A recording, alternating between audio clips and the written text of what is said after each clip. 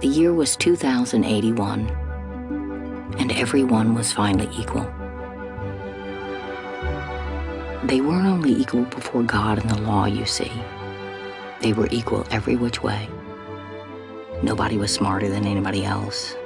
Nobody was better looking than anybody else. Nobody was stronger or quicker than anybody else. And all this equality was due to the 211th, 212th, and 213th Amendments to the Constitution, and to the unceasing vigilance of the United States Handicapper General. The strong wore weights to make them weaker. The intelligent wore earpieces that kept them from taking unfair advantage of their brains. Even the beautiful sometimes wore masks in situations where their beauty might simply be too distracting. It was the golden age of equality. Some things about living still weren't quite right, though. April, for instance, continued to drive people crazy by not quite being springtime. And it was in that clammy month that the HG men came to take George and Hazel Bergeron's son, Harrison, away.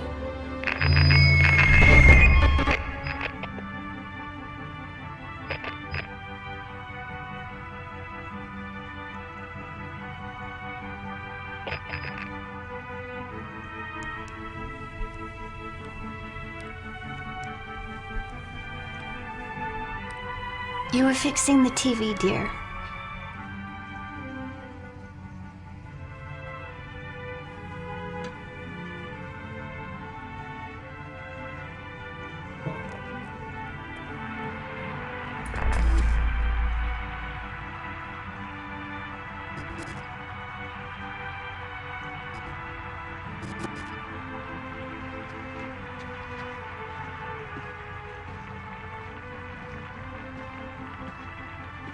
I bet that was a real pretty dance, that dance she just did.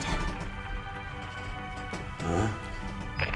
That dance, I bet it was nice. Oh.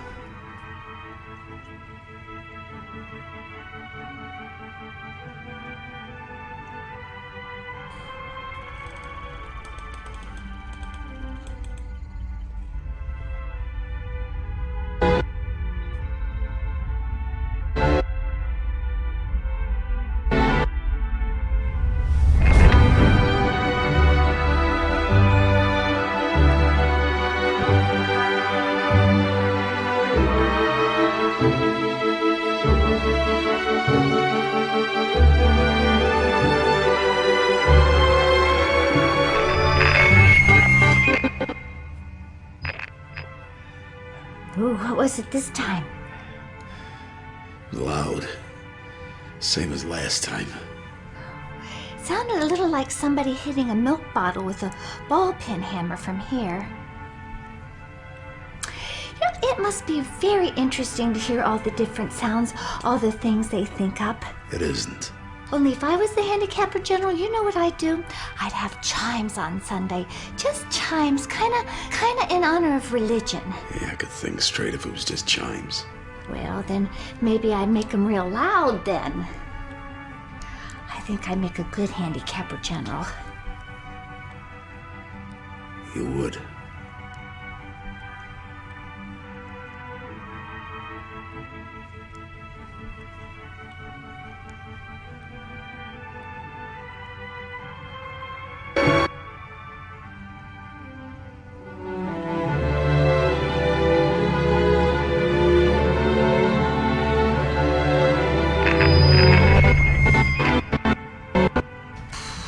Boy, that one was a doozy, wasn't it? Yeah. You seem distracted, hon. What are you thinking about? I don't know. Can't keep it straight in my head, but something. You must be tired. Why don't you stretch out on the sofa so you can rest your handicaps on the pillows? You're always so worn out. If there was just some way we could lighten... There isn't. I'm not saying all the time. I'm just saying maybe when you're sitting around the house. Hazel, if I take them off, I'm gonna want to keep them off. And we both know how you would feel about that. I'd hate it. So, nothing to be done then.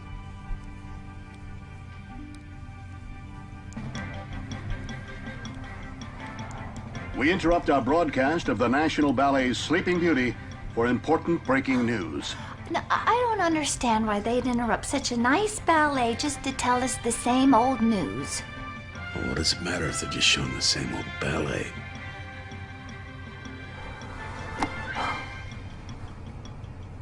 Good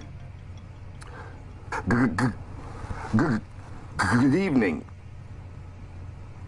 We've just received a warning from the handicap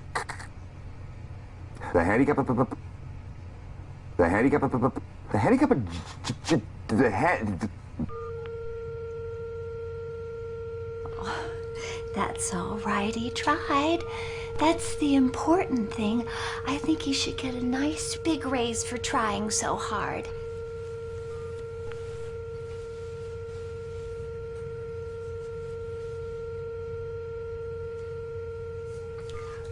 Well, I think I'll get started with the dishes.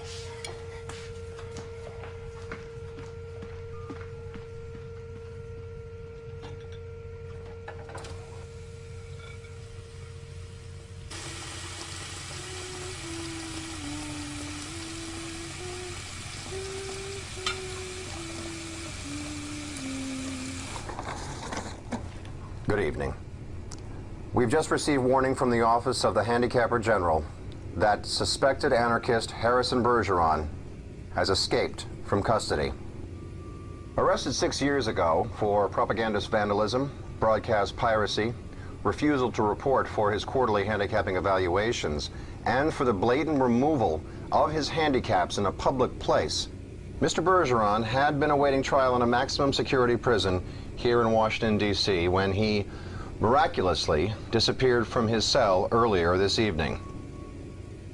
Please be advised that Bergeron is a genius and an athlete, is under-handicapped, and is considered to be extremely dangerous.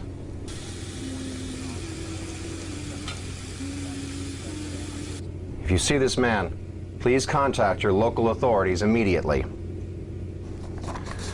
Thank you.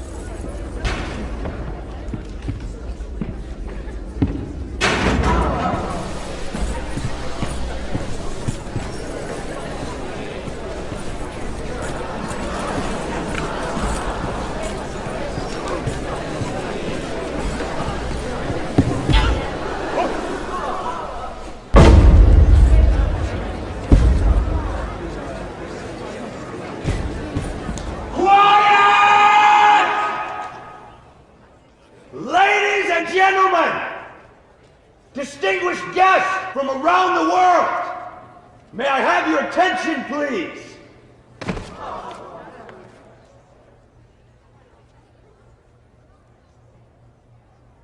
There's a bomb beneath this theater, and there's a detonator in my hand. So, I strongly suggest that you remain in your seats.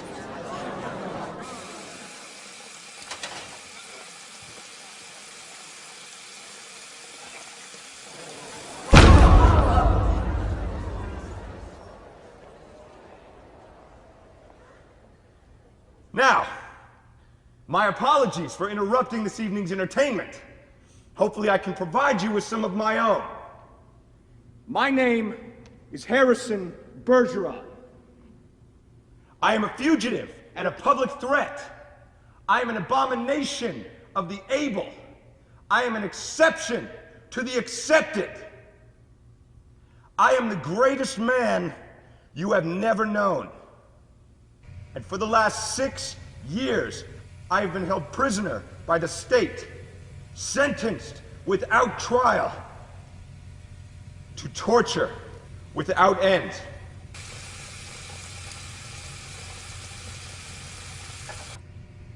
They had hoped to destroy in me any trace of the extraordinary. And in time, I came to share that hope. But the extraordinary, it seems, was simply out of their reach. So now I stand before you today, beaten, hobbled, and sickened, but sadly, not broken. And I say to you that if it is greatness we must destroy, then let us drag our enemy out of the darkness where it has been hiding. Let us shine a light so that at last all the world can see.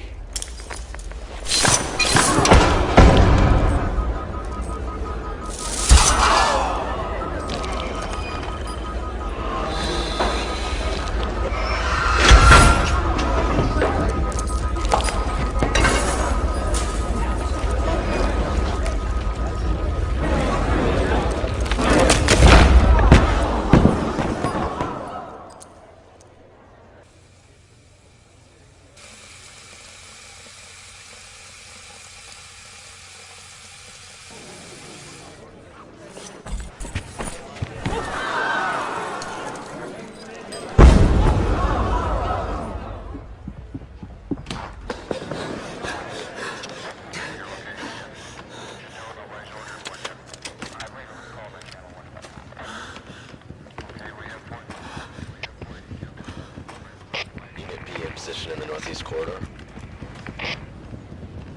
Units A and D in position on the northwest stairwell. Unit F holding position outside the northwest balcony. Unit C approaching the catwalk. Copy that. Unit E, what's your status? Stand by.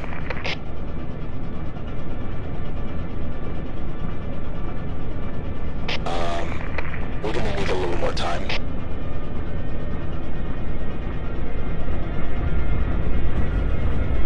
And now, for my next trick, I'm gonna need a volunteer.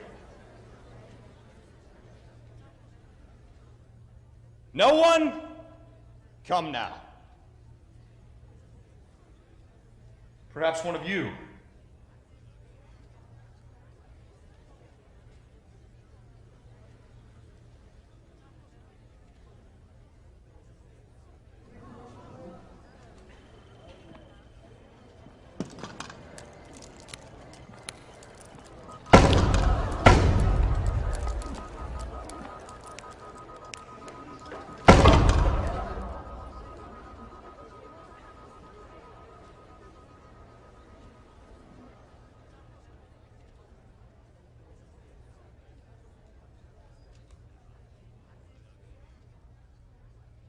Music.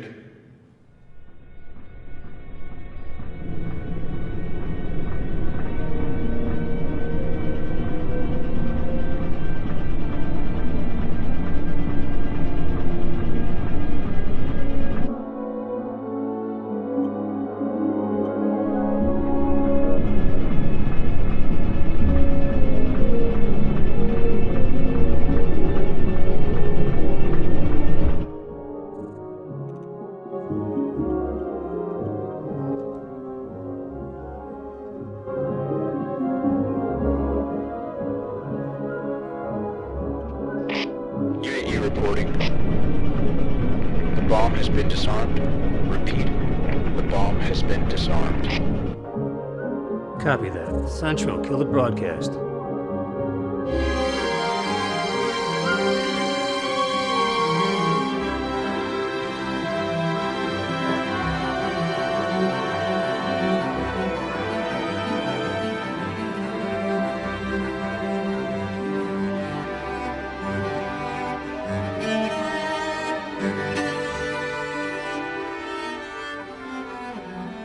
Enough. Just you.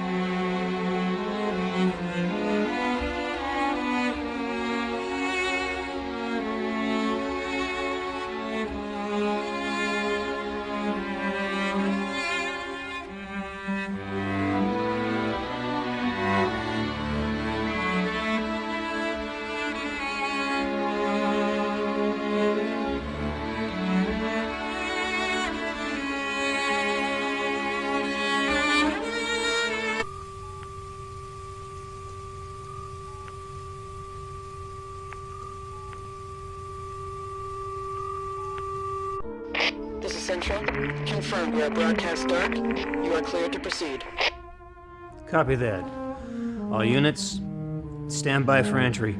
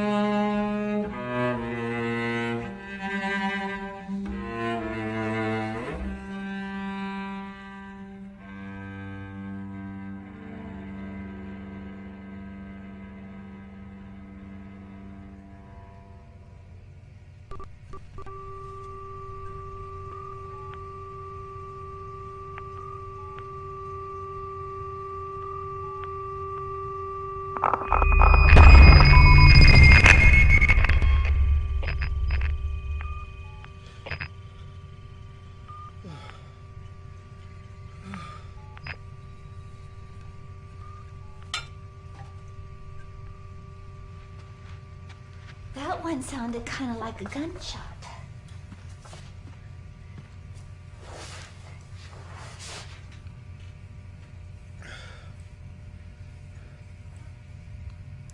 Hun, you look upset. What's wrong?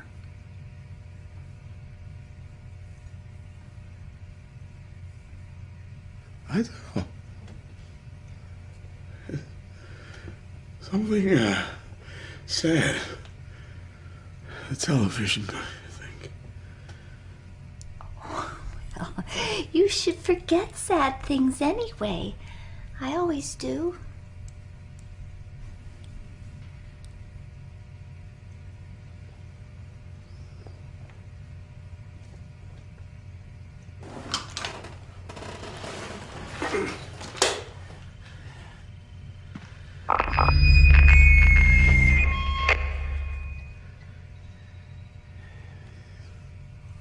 Gee, I could tell that one was a doozy.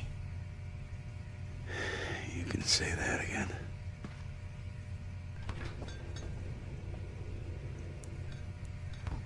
Gee, I could tell that one was a doozy.